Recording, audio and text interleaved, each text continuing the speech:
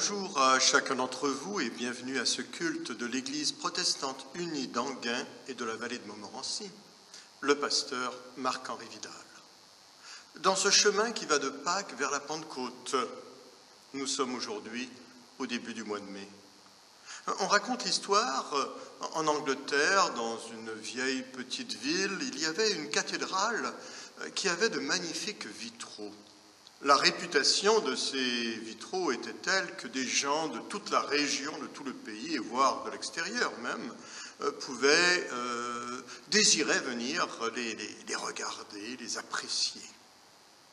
Un jour, lors d'une grande tempête, un vent violent a soufflé et un de ces vitrails, parmi les plus beaux, est tombé en miettes.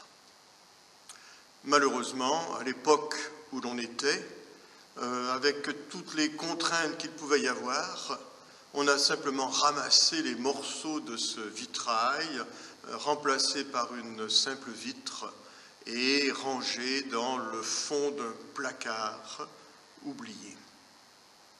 Un certain temps après, quelqu'un qui connaissait un peu l'histoire, qui connaissait les vitraux, tout ça, est allé faire un tour dans cette région, visitant cette église, pour observer et regarder les vitraux qu'il y avait. C'est alors qu'un de ces vieux paroissiens présents, toujours disponible pour faire visiter les lieux, devant l'intérêt de ce jeune homme pour toute cette question de vitrail, lui parla devant cette vitre qui était claire, qu'il y eut autrefois un vitrail qui était là. Le jeune homme lui demanda où est-ce qu'il était rendu, qu'est-ce qu'il en était, tout ça, les traces ou quoi. Et finalement, ce vieux personnage a dégoté quelque part, justement dans le fond d'une pièce, d'une armoire, une boîte, une grosse boîte, remplie des morceaux du vitrail. Le jeune homme en question offrit une certaine somme, mais partit avec la boîte de verre. Quelque temps plus tard, quelle ne fut pas la surprise du conseil de cette paroisse de recevoir une invitation pour aller quelques villes plus loin visiter un atelier de vitrailliste. Ils se rendirent donc, et c'était le jeune homme en question qui était là. Et il se tenait dans une des pièces de travail de cet endroit, et il y avait devant lui un grand drap qui couvrait une grande fenêtre. Et à ce moment-là, lorsqu'il se présenta, lorsqu'il raconta les morceaux qu'il avait ramassés, il découvrit la toile. Et c'était un vitrail magnifique, aux couleurs chatoyantes, qui reflétait la lumière de façon incroyable, une pièce d'une très grande qualité, et tout le monde était bien surpris. Et ce jeune homme de dire, j'ai reconstitué un vitrail à partir des morceaux de l'autre. Je vous l'offre, on ira l'installer. À partir de ce qu'il y avait, ce n'est pas le même, il est différent. Vous ne pourrez pas reconnaître les mêmes dessins qu'il y avait, les mêmes formes qui y étaient. Mais, à la fois avec ces anciens morceaux, faire quelque chose de totalement nouveau, différent, c'est ainsi que Dieu parfois travaille avec nous. Avec de vieilles choses, capables de faire du nouveau.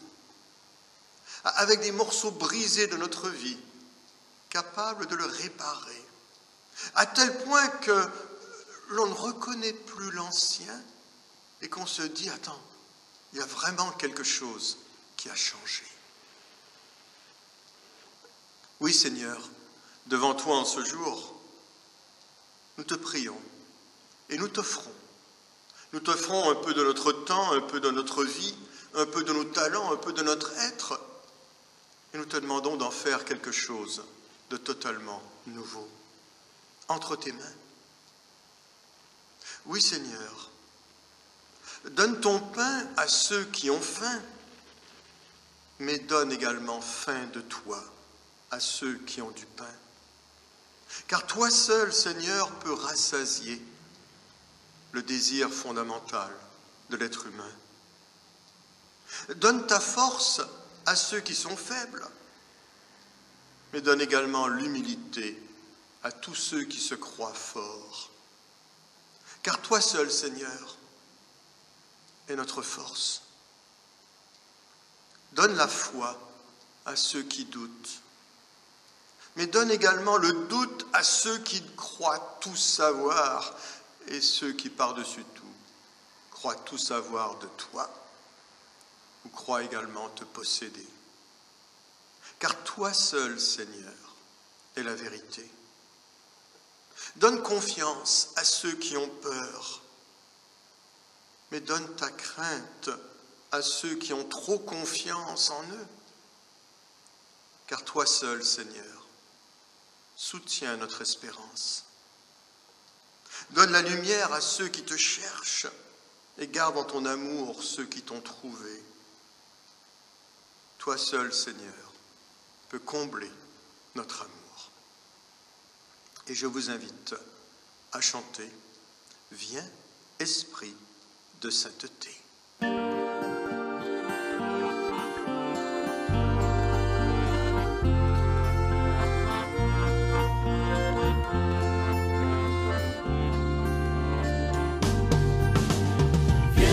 Esprit de sainteté, viens esprit de lumière, viens esprit de feu, viens nous embraser.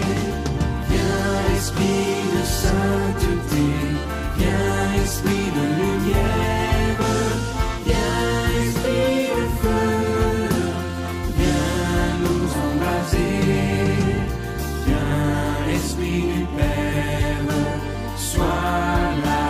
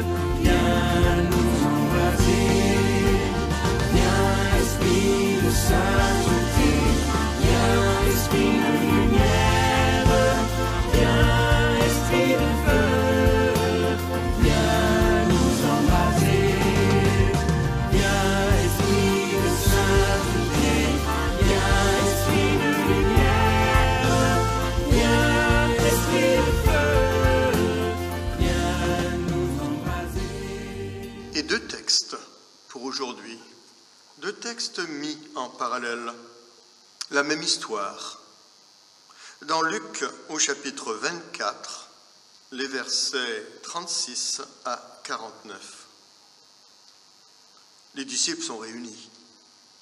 Tandis qu'ils parlaient de la sorte, Jésus se présenta au milieu d'eux et leur dit : « La paix soit avec vous. » Saisis de frayeur et d'épouvante, ils croyaient voir un esprit.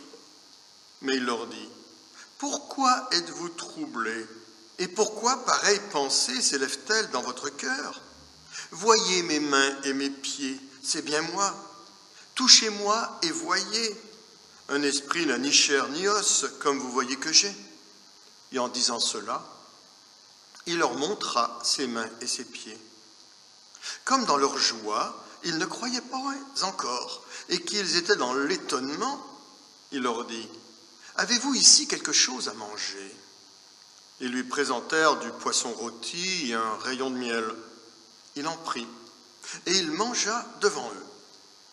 Puis il leur dit : « C'est là ce que je vous disais, lorsque j'étais encore avec vous, qu'il fallait que s'accomplît tout ce qui est écrit de moi dans la loi de Moïse, dans les prophètes et dans les psaumes. » Alors il leur ouvrit l'esprit, afin qu'ils comprissent les Écritures.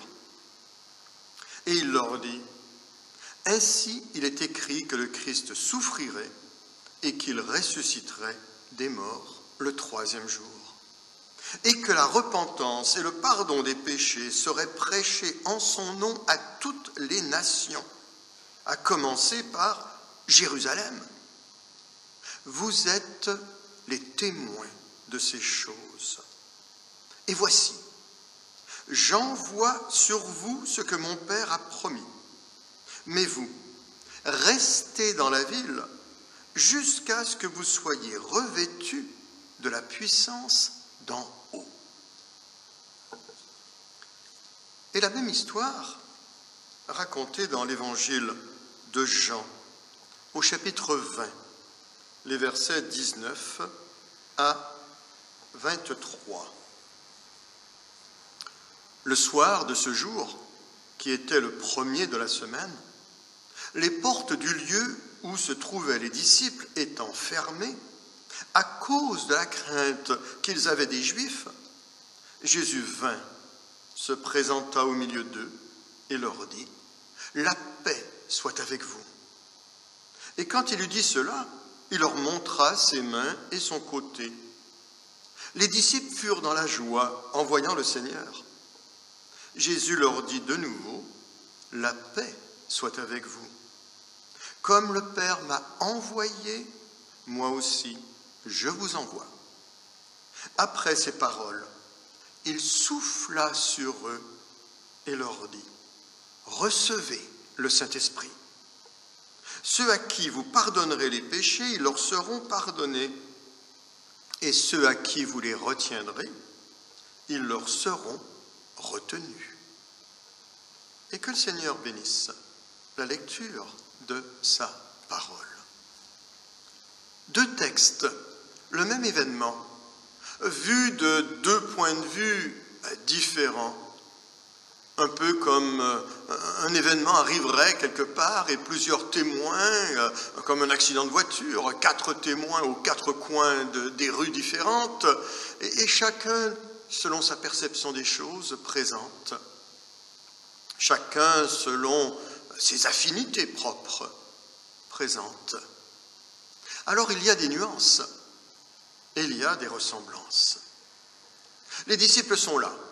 Ils sont là à cause de la crainte.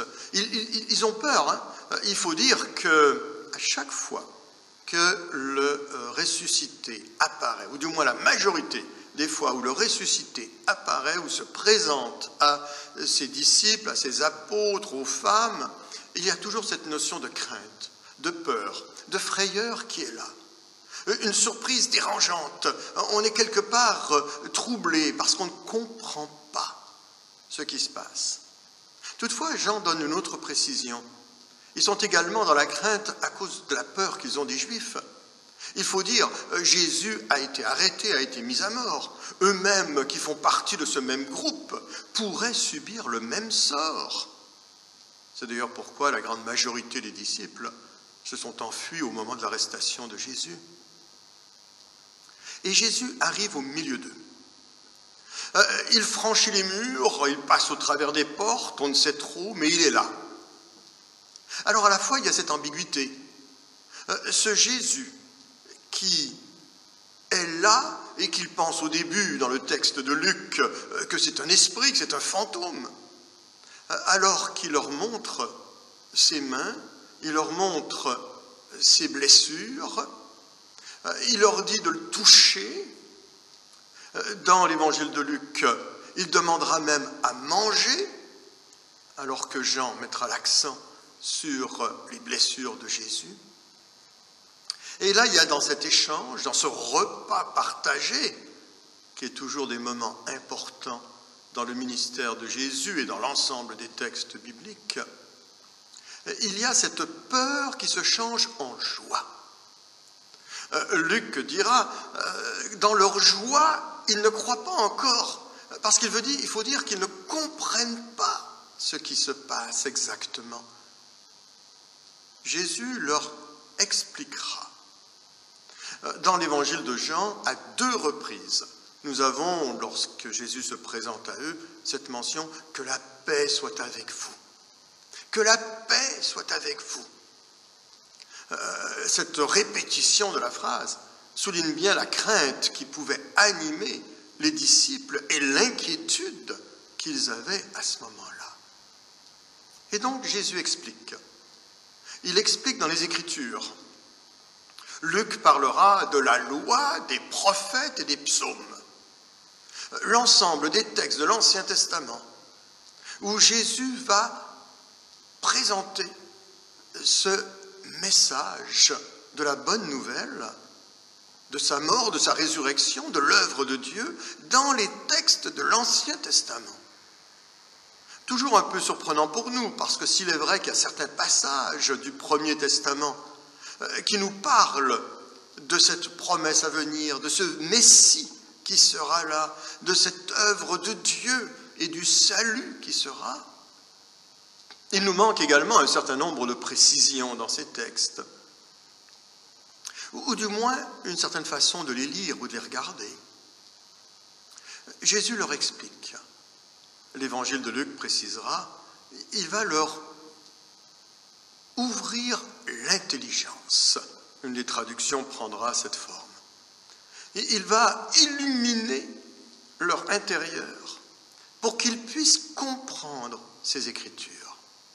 Je me permets de souligner que c'est déjà une œuvre du Saint-Esprit, car c'est déjà le rôle que le Saint-Esprit aura dans la vie des croyants, des chrétiens, à la fois de leur rappeler ce que Jésus a dit et de leur permettre de saisir, et pas toujours avec la connaissance stricte des choses, mais par ce mouvement de foi, la vérité de cette relation avec le Dieu vivant. Il leur ouvre l'esprit, il leur ouvre l'intelligence. À plusieurs reprises dans les évangiles, lorsque Jésus annonçait sa mort et sa résurrection, il ne comprenait pas ce qui se passait. Et là, en ouvrant cette intelligence, il commence à comprendre. J'oserais dire, il commence à comprendre, car ce n'est pas toujours des choses instantanées qui prennent place. C'est parfois un certain processus qui, à l'intérieur de nous, nous amène à nous dire, peut-être qu'il y a quelque chose d'autre. Peut-être que c'est vrai. Peut-être que ce qu'il a dit a quelque chose qui résonne en moi et qui peut produire un effet en moi. Et là donc, l'évangile de Luc met l'accent sur le témoin. Vous serez mes témoins. Cette bonne nouvelle de l'œuvre du Christ, de l'œuvre de réconciliation avec Dieu, de cette mort et de cette résurrection, sera annoncé à toutes les nations, à commencer par Jérusalem. Vous en serez les témoins de ces choses-là. Vous aurez donc comme témoin cette responsabilité par votre vie, par votre exemple, par vos paroles, d'annoncer, de présenter ce message. Cette notion du témoignage est fort importante. Il termine Luc en disant « Voici, j'envoie sur vous le Saint-Esprit. Mais attendez dans la ville jusqu'à ce que vous l'ayez reçu. » Il y a une ambiguïté dans cette notion-là. Plusieurs des traductions diront pour cette phrase « J'enverrai sur vous l'Esprit » pour mettre un équilibre, j'oserais, pas un équilibre, mais pour rendre similaire cette déclaration avec celle qui suit « Restez jusqu'à ce que vous l'ayez reçu ». Mais pourtant, il utilise le présent. « J'envoie sur vous ». D'ailleurs, l'évangile de Jean est beaucoup plus direct. Il souffla sur eux et leur dit « Recevez le Saint-Esprit ». À nouveau, c'est le présent qui est là. On peut se poser la question, pourquoi autant Luc, dans la première partie, que Jean utilise le présent, alors que l'événement lui-même, qui est annoncé, est l'événement de la Pentecôte. Je rappelle ce que Luc disait, restez jusqu'à ce que. Et Luc, dans son livre second, le livre des Actes des Apôtres, reprendra la même formule au chapitre 1er, restez dans la ville, et cette fois-là au futur, vous recevrez et vous serez mes témoins à Jérusalem, en Judée, en Samarie et jusqu'aux extrémités de la terre. Actes des Apôtres au 1er chapitre, les versets 6 à 8. Et cet événement va s'accomplir, l'événement de la Pentecôte, au 2e chapitre du livre des Actes. Et il y aura un délai, un passage entre ce moment de Pâques et ce moment de la Pentecôte. Pourtant, il utilise le présent. Peut-être pour deux raisons. D'une part, c'est que déjà le Saint-Esprit était à l'œuvre. Dans cette simple phrase qui leur ouvrit l'esprit, leur ouvrit l'intelligence pour comprendre les Écritures, il fallait déjà que le Saint-Esprit soit là. Qu'à partir du moment où l'apôtre Pierre, dans l'évangile de Matthieu au chapitre 16, reconnaîtra Jésus comme le Christ, le Messie, le Fils du Dieu vivant, et que Jésus lui dira « C'est super, Pierre, c'est mon Père qui est dans les cieux qui t'a révélé cela », c'est à nouveau l'œuvre du Saint-Esprit qui prend place dans le cœur et dans l'esprit. Comme je disais tout à l'heure, tout n'est pas clair du jour au lendemain. Il y aura un travail qui va prendre place, mais il y avait déjà ces prémices de l'esprit qui sont là.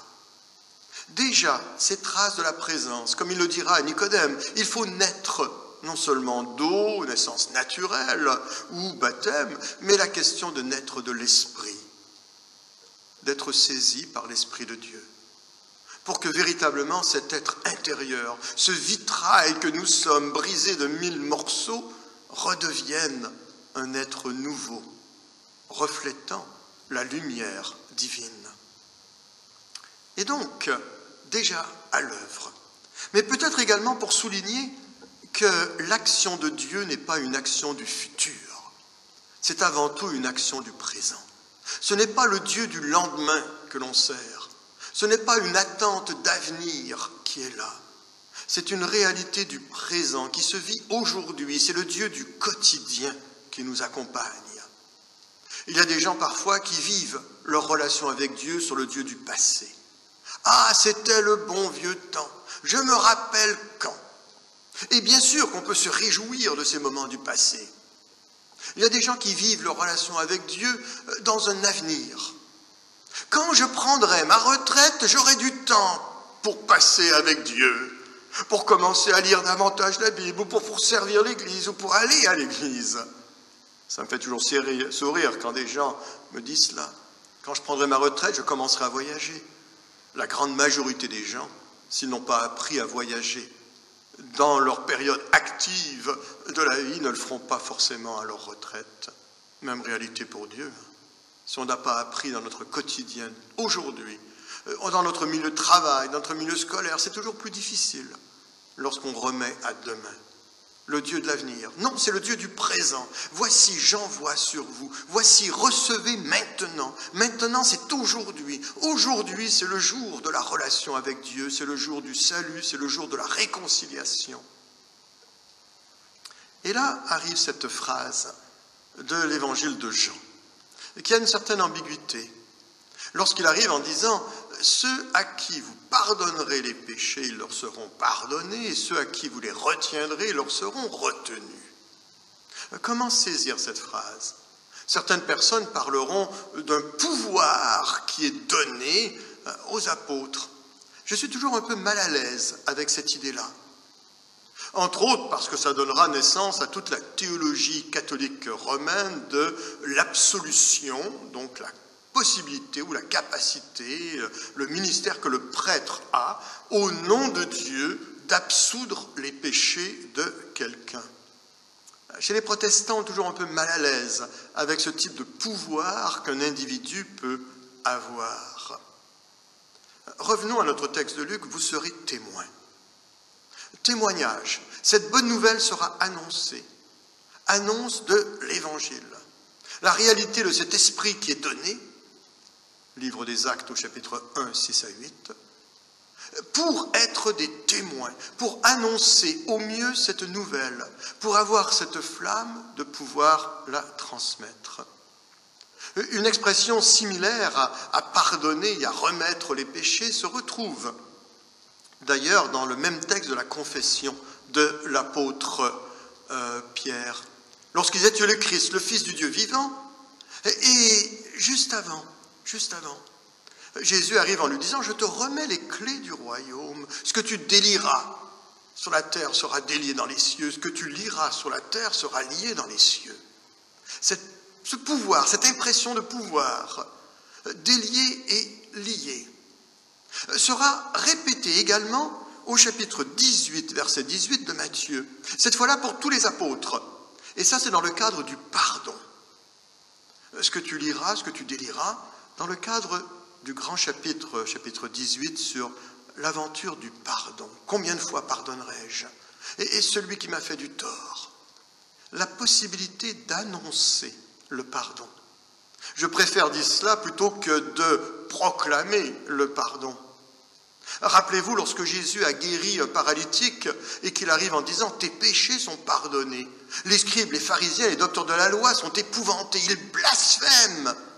Qui a cette possibilité de pardonner les péchés de quelqu'un si ce n'est Dieu seul? Ne nous arrogeons pas le pouvoir qui revient à Dieu seul. Notre possibilité à nous, c'est d'annoncer ce pardon. Et je perçois davantage cette affirmation, cette déclaration de l'évangile de Jean. Ceux à qui vous pardonnerez les péchés, ils seront pardonnés. Ceux à qui vous les retiendrez, ils seront retenus. Non pas comme une autorité, mais plutôt comme une mission. La mission d'annoncer le pardon de Dieu.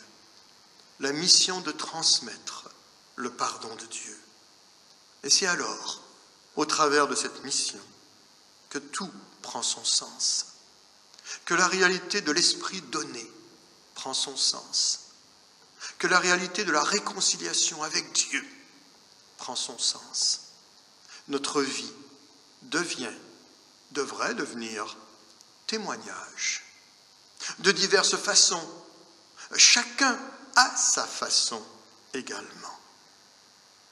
Et avec tout le défi que cela peut représenter. Alors Seigneur, accompagne-nous dans cette vie, dans ce chemin de vie, dans ce chemin de foi. Et je vous invite à chantonner un chant de la Réforme, le psaume 36, « Ô Seigneur, ta fidélité.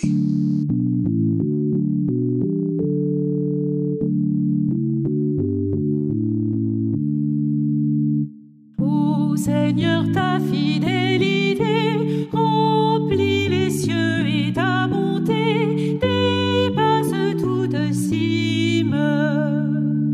Ta justice est pareille au mont, tes jugements sont plus profonds que le plus grand abîme.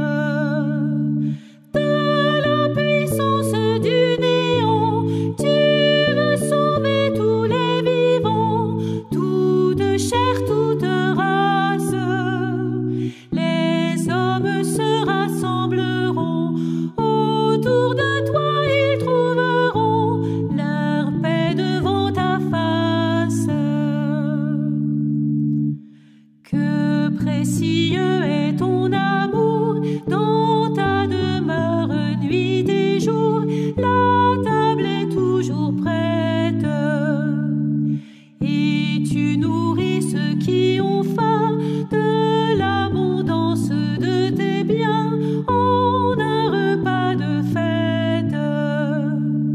Ta joie est comme un flot puissant à la fraîcheur de ce torrent.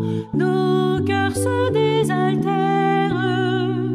La source de vie est en toi.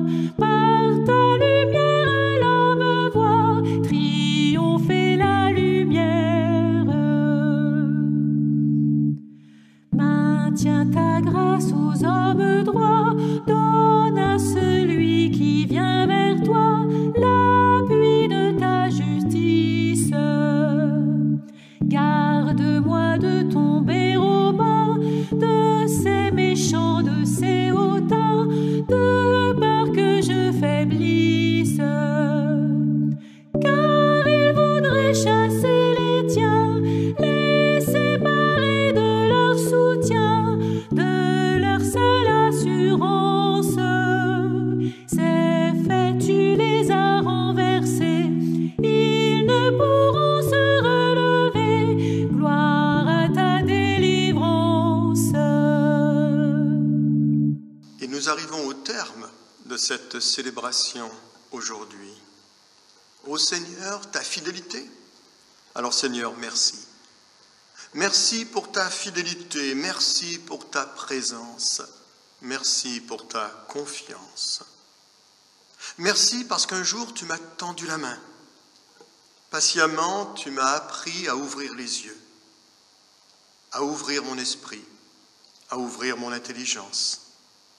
J'ai pu alors voir et prendre cette main que tu m'offrais.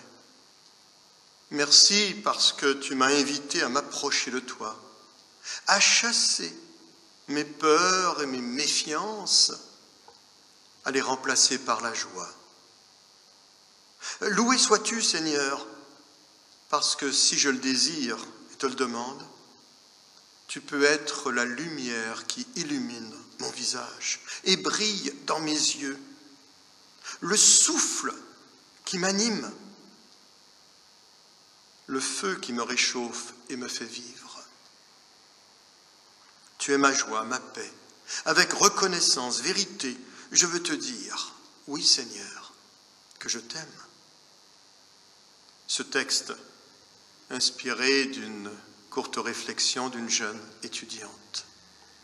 Le souffle qui m'anime. Dans le texte que nous avons lu de l'évangile de Jean, il souffla sur eux. C'est le seul endroit dans le Nouveau Testament où cette mention du souffle, où le terme souffle est utilisé. Un écho du souffle créateur de Dieu dans la Genèse. Il souffla et l'être qui était là devient un être vivant. Et l'homme devint être vivant. Une relation peut s'établir. Et à nouveau, dans ce texte de Jean, il souffle. Et le Saint-Esprit, qui permet cette nouvelle naissance, cette renaissance, cette ouverture de l'esprit chez les gens. Et que le Dieu de toute grâce, celui qui est Père, Fils et Saint-Esprit, soit avec chacun d'entre nous. Recevez la bénédiction de Dieu, afin qu'en retour vous soyez vous-même source de bénédiction pour les autres autour de vous.